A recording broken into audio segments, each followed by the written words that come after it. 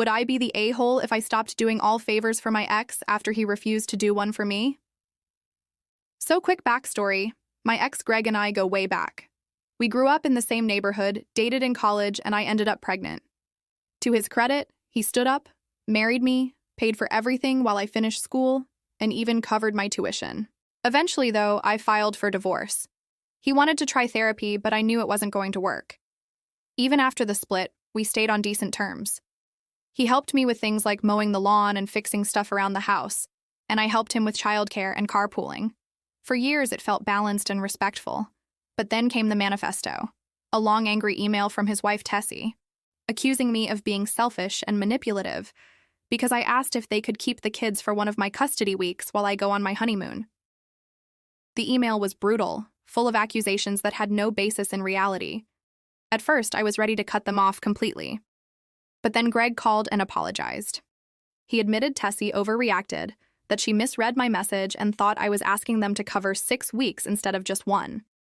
He said it was a misunderstanding and that 1 week for my honeymoon was fine. I told him straight up that Tessie's email was one of the most unhinged things I'd ever read.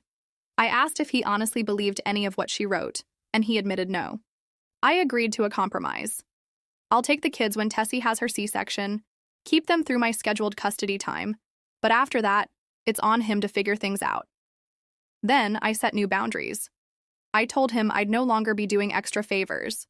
No more bending over backwards, no more free childcare beyond our agreed custody, and no more carpooling unless they handle pickups themselves. I warned him that if this becomes a pattern, if they can handle their responsibilities, I'll start documenting it and file for primary custody. He understood. Tessie later sent me a text apology. It sounded sincere, but honestly, I don't trust her anymore. Greg may not throw her under the bus, but the fact she thought it was okay to attack me like that destroyed any grace I was willing to give. At the end of the day, I know my kids' needs will always be met.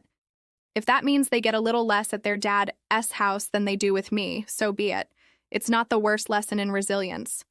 I'm focusing on my kids, my wedding, and my honeymoon in Japan. Greg and Tessie are on their own now. If they want to rebuild trust, it's going to take real effort. Until then, I'm done being their safety net.